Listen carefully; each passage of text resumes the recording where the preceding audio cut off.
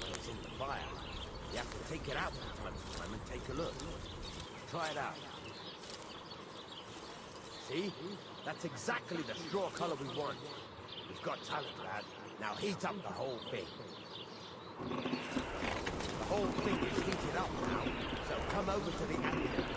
Try moving the sword along the anvil so you can get the hang of it.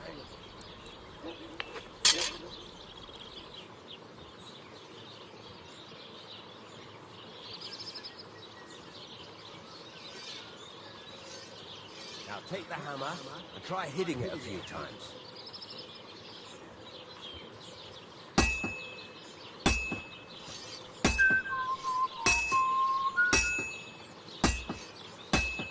See the sparks? That's a sign of a good strike. More sparks, the better. Also, you can hammer with different degrees of power. A stronger hit will do more, but it'll tire you out faster. Try giving it a few blows, as hard as you can, so I can see how strong you are. That's got a nice ring to it. Of course, if it was all about hitting an anvil with a hammer, any dolt could do it. You've got to hammer the workpiece evenly. One hit next to the other.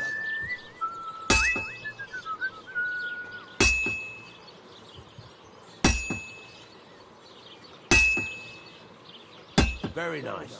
You're doing just fine. But when I say evenly, I mean it. A sword has two sides, like a lot of other things, including myself. Turn it over and continue on the other side.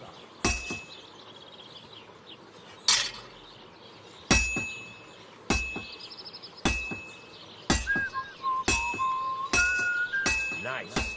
Now try forging it on both sides. The closer it is to being finished, the more it will take on the shape you want. It'll cool off soon anyway.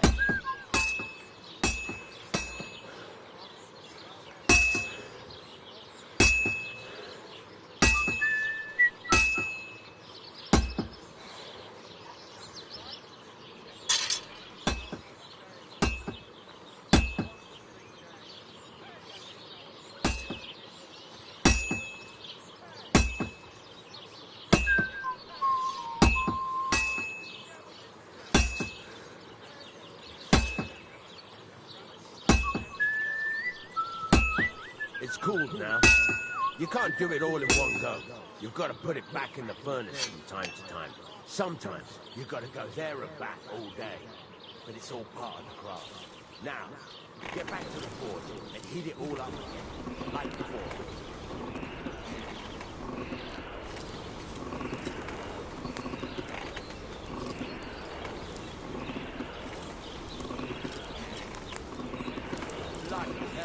What's the hold-up? The whole thing is heated up now, so come over to the anvil.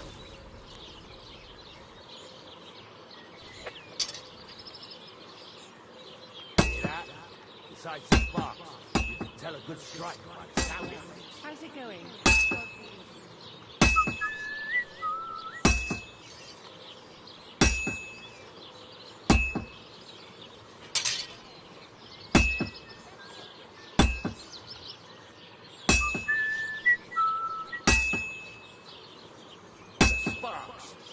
That's the stuff. See how it's taking on the right shape? That's how you can tell it's almost finished. Now, I've got a piece of advice for you. Hammer to a rhythm. When I hammer a piece to a beat, the work goes by easy. Sometimes I'll whistle to myself to keep the rhythm going. That's a nice whistling. It's easier to forge to a rhythm, isn't it? There you go. You've got it finished. All that's left is to temper it, and the sword will be done. The rest is just tweaking.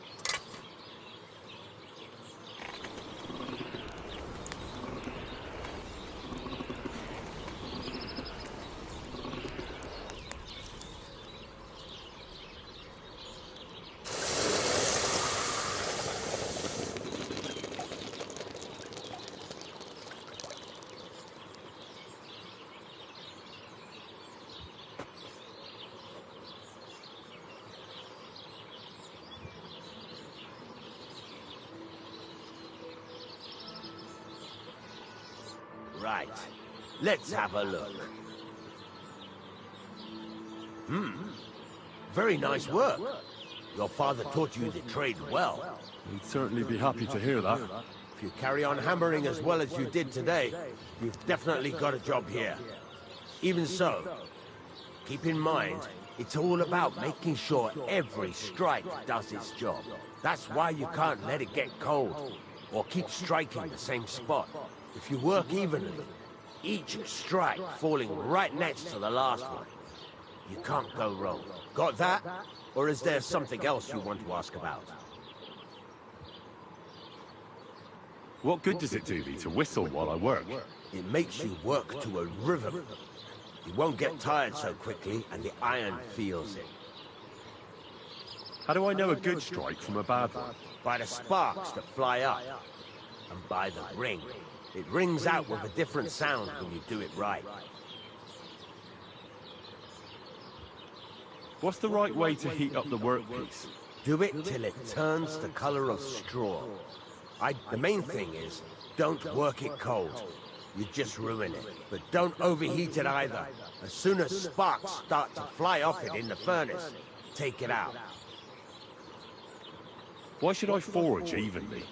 But jumping from one end to the other ain't the best thing to do. Is aim each strike next to the one before.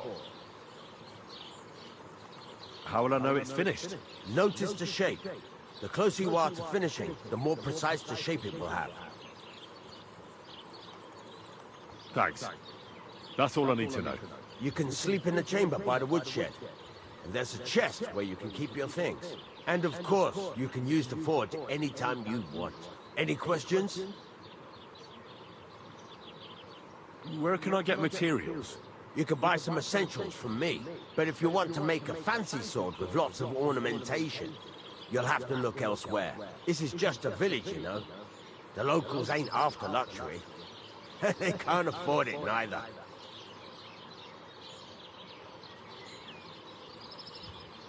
What can I do with the items I've forged?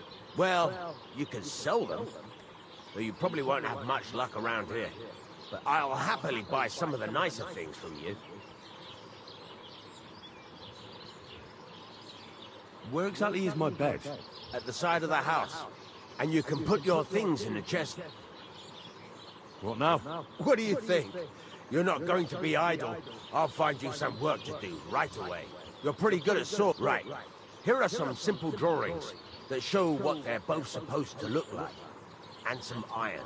You can get down to it right away. Just like that? You aren't going to help me? Sacre, lad. I chose you because you already know a thing or two. I'm not going to look over your shoulder all blood. You take care of these smaller jobs. Forge away as long as you're able, and then sell it all. Once you've made some coin and feel like being out in the open again, I'll give you some more interesting work.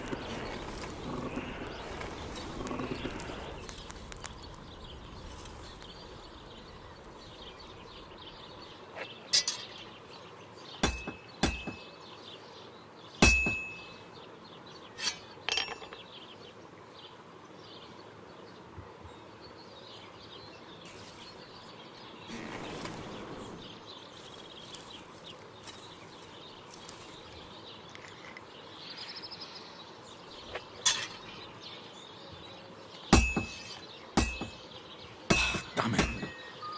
I have to be careful not to ruin it.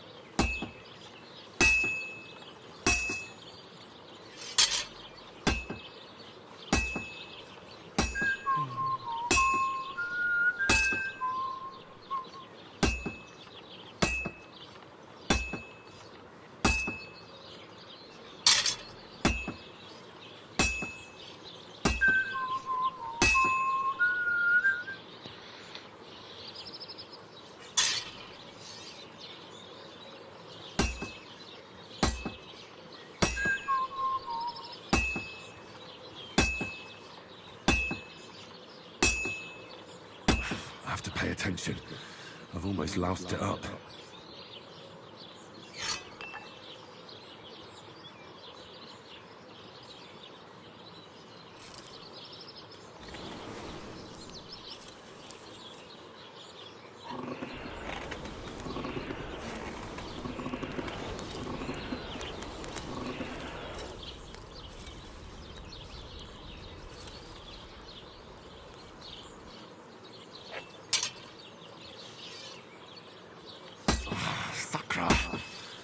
doing something wrong.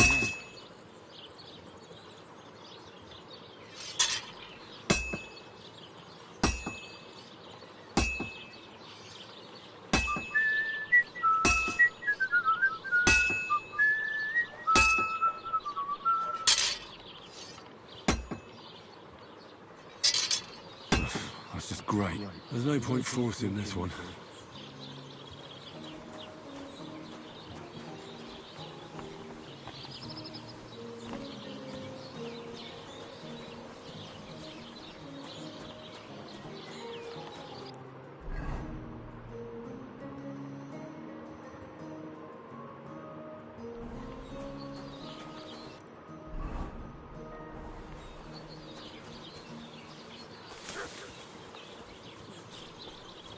Greetings.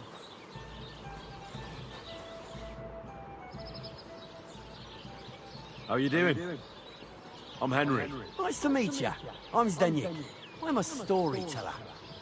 I could tell you stories so sad they'd make the devil cry. Or would you prefer something so scary it'll make the hairs on your ass turn white? But it's a lot of hard work for me. Now, if you had something to drink, or a couple of groschen, that might help loosen my tongue.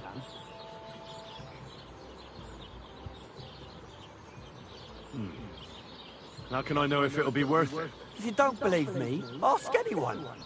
They all know me in the village, and they all know I'm good. So they all sing your praises, even if you stutter? You know what? Go to hell. You can bugger right off if you're looking to insult me. But if you want to listen, you better cough up some coin. I know quite a few stories myself. How about a trade? A story for a story. All right, then. But if it's the one about the magic porridge pot, don't bother. I've heard it 100 times. And that story always leaves me feeling hungry. I know a romantic tale about a knight, his lady love, and 3 impossible tasks he had to undertake to win her heart. He had to bring her the sweetest wine, tame the wildest horse, and make a crown with the rarest gem. And then? What happened when he'd done all 3? Well, the lady of his heart showed her gratitude by giving him the most precious thing she had. And I'm not talking about gold. Oh, a raunchy ending. That'll be popular with the lads around here. If I were you, I'd make it longer. To last a whole evening. Add a wicked stepmother, that sort of thing. It'll be a hit. And now, I'll tell you a tale in return. So what kind of story would you like to hear?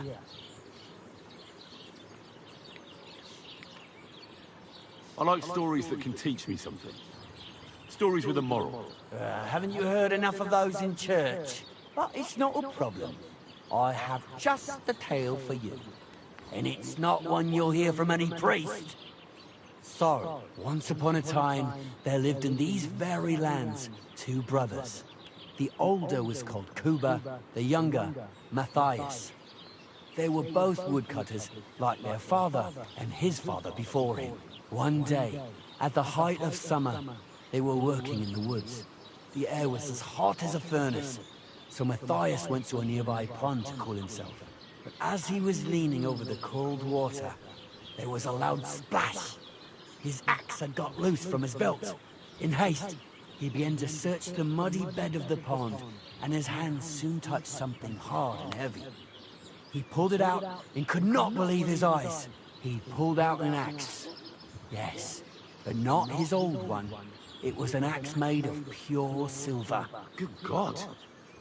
I'd grab that without a second thought. Maybe you would, but Matthias would never.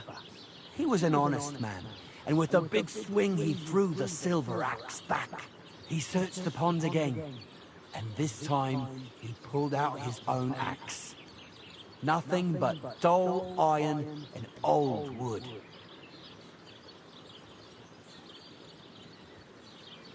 I reckon that was the right choice. Who knows who the silver axe belonged to? Well, quite. Listen on. Matthias was just about to leave when suddenly a water goblin came out of the pond, silver axe in his hands, and he said, "You're a righteous man, Matthias. and for your honesty, you may keep both axes. Matthias, not hanging around for the goblin to change his mind, took up both axes, gave us thanks, and ran to tell Kuba all about it. Kuba, however, is not best pleased with his little... He ran his... so he tried again. Tricked by sunlight, he grabbed something enraged. He hurled his axe back into the water and yelled, "Fuck this axe! I want a silver one." But the water goblin heard his shameful cry and was so. Huh? All was as it should have been. It was Kuba's fault. I don't think so. It seems Matthias didn't either. He went to the water goblin and begged for his brother's body so he could take him home and bury him. But the path back from the pond led over a steep hill, and carrying the weight of the waterlogged body exhausted Matthias. He stopped to rest by an old oak tree, and he used a silver axe to cut off a branch that would serve as a walking stick. But it wasn't enough. Somehow, it was still getting harder to continue up the hill. Then Matthias realized it wasn't his brother's body that was weighing him down. It was the silver axe.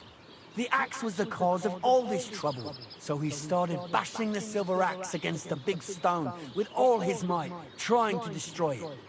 Yet no matter what, he couldn't even make a dent. With the last of his strength, Matthias climbed to the top of the hill. He knew he could go no further, so he found a pretty spot with a view over the valley and dug his brother a grave. There, he buried both his brother and the silver axe that had brought such pain upon them. His final act was to stick the oak branch in the ground by the grave. But lo and behold, the branch grew green leaves and became a tree. The locals have had no dealings with the water goblin since then, but some have had the bad luck to bump into him. And when you walk by the pier, where it all happened, you can still hear his chuckling. That was a very nice story. Story? What story? It's the truth. Why hasn't anyone gone looking for the axe, then? Because it brings misfortune. Didn't you listen to me at all? Look for yourself if you wish. Rock Tower Pond isn't far from here. The Water Goblin's pier is somewhere among the reeds. But leave me out of it. I'm fine here with my drink. Take care, friend.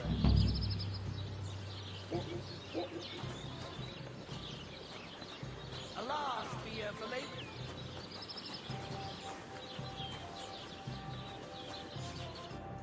Greetings to you. That's a beautiful maypole.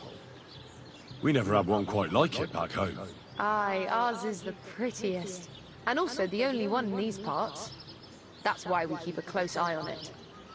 Nobody's managed to steal it in recent years, but not for a lack of trying.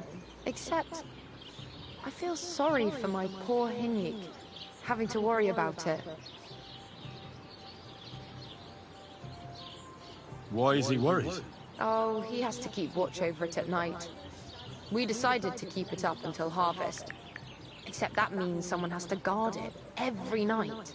Hinyik pulled the short straw this time, and he's dead tired because of it. Henyik? He's my sweetheart, I suppose.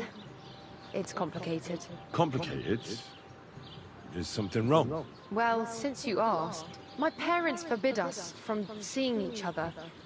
They're all up in arms over it. They're just not fond of him. So we have to meet in secret, which is impossible now, since Henyek doesn't have the time because he has to watch the maypole. Well, what if someone took over for him and he had some free time tonight? I'd like to see that. He's tired, but it's a matter of honor for him. Besides, the others wouldn't be happy if they found out. We'll see.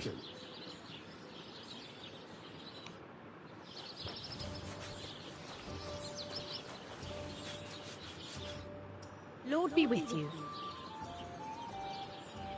You have a beautiful maypole. Does that mean life here is just as beautiful? Aye, we're doing pretty well, and our fellows guard that maypole well. But if That's why they take turns. Our El Sheik was guarding it, not at least he doesn't have the time to fool around at night. Do you know Henrik at all? He started going out with our monk a while ago, but we put a stop to it. In short, he's not exactly the kind of fella I want in my family. Why? Did he do something to you? I don't want him whisking Manka away so we never see her again. His parents came here shortly after that terrible plague. There was a vacant farm, so they settled there. They had 3 sons, Henrik being the youngest. Say, have you met his brothers? I haven't. Though I can't say I made an effort to. Well, you couldn't have met them even if you wanted, because they're not here. Both of them left. They say the younger one had a sweetheart in Troskowitz and took her with him. Nobody knows where they ended up. The apple doesn't fall far from the tree. You make a good point. I'm telling you, one of these days, he's going to pack up and disappear. And I don't want him taking our monk along with him. He doesn't like folks talking about it. But wandering's in his blood whether he likes it or not. He's even got into fights over it. Just mentioning it is enough for him to clench his fists. I don't want Monka wasting her time with someone like him. You should try that on him. Is Al-Sheikh your son? Aye, he's our boy. But he's giving Prochek a headache because he doesn't like having to herd sheep. Ask him about it if you want.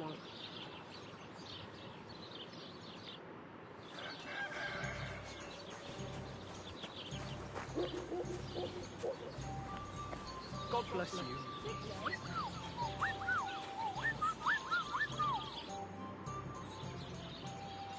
What a nice maypole. It'd be a shame if something... What? Nothing. Nothing. Really, very nice. I'll say, the best in the country. Do you know why? No? Because it's the only one. We toppled the one in Zhelyov. They never saw it coming. Nobody gets the better of us. I don't think they're going to try anything. After that beating, anyway.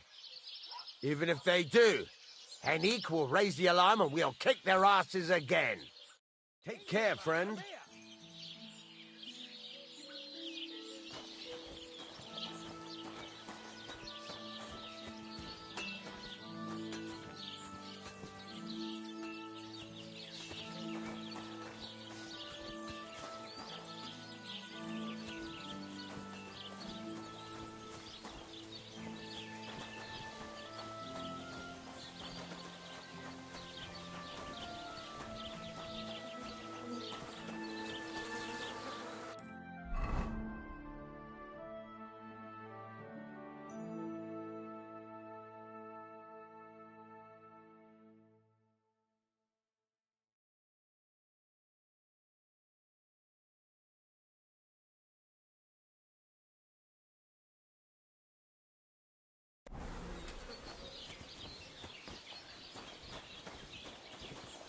I'm sorry.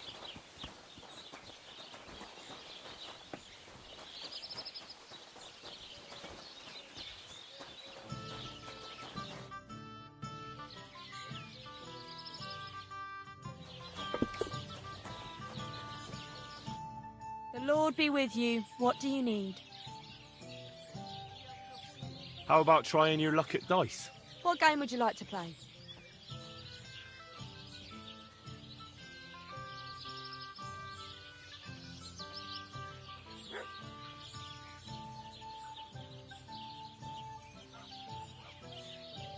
Wagoners! Let's play. I've heard about you, but you can't beat me.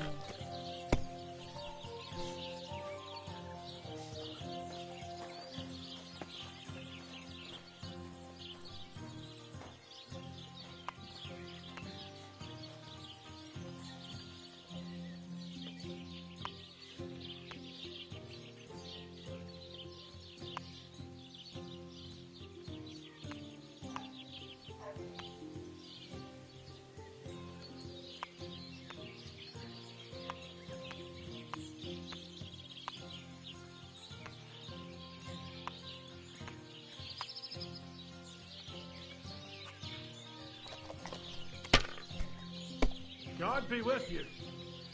Keep the peace, and we'll stay friends. Let it be now. I want to play too, you know.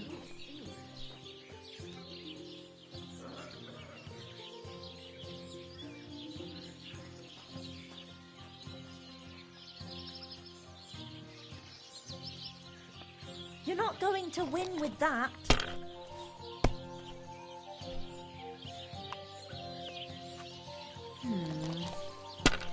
Praise the Lord. Greetings to you two. And now I'll fuck it all up. Or not. And now we'll see.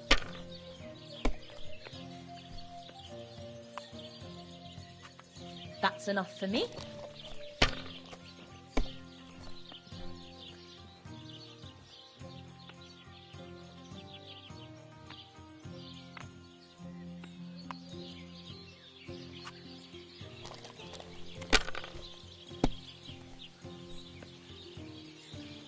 God be with you. Greetings to you two. Have you lost your mind? You're going to lose everything.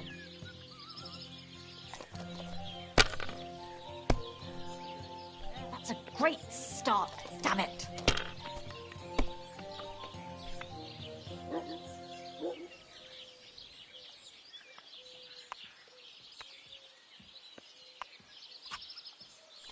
Here it comes. What are we gonna do to him? Pissing all that hay? No, that's too harsh.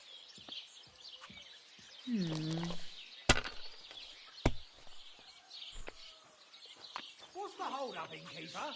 Now I'll show you how it's done.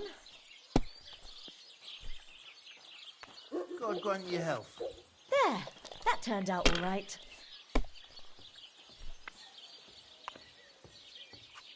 Hopefully I'll do it again.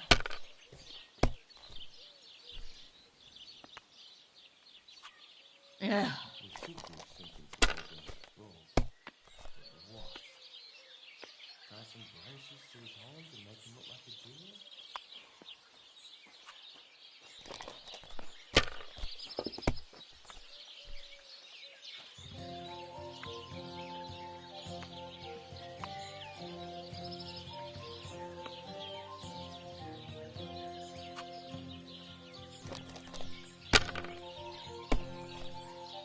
I just can't do anything right today.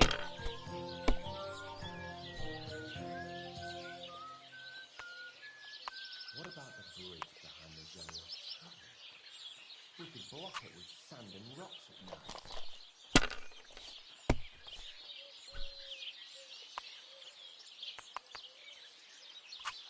That's enough for me.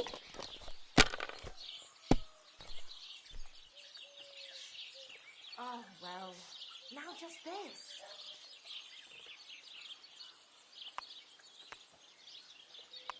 I'll be right there. No, that's okay.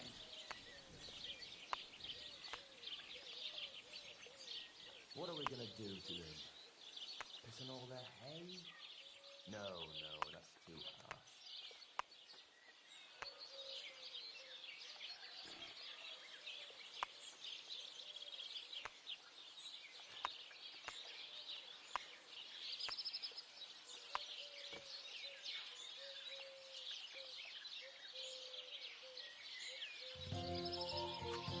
You're not going to win with that.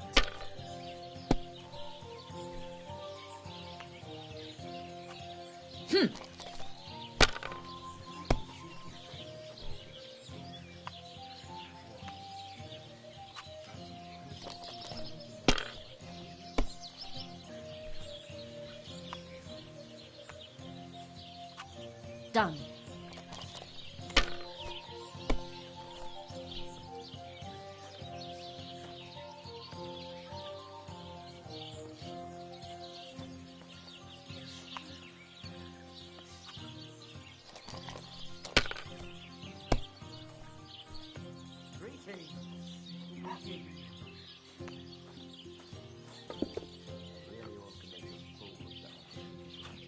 Well, you're not afraid of anything.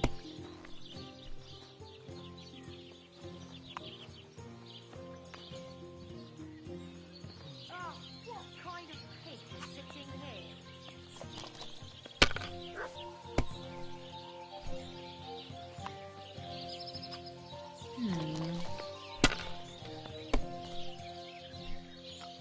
Christ, what's the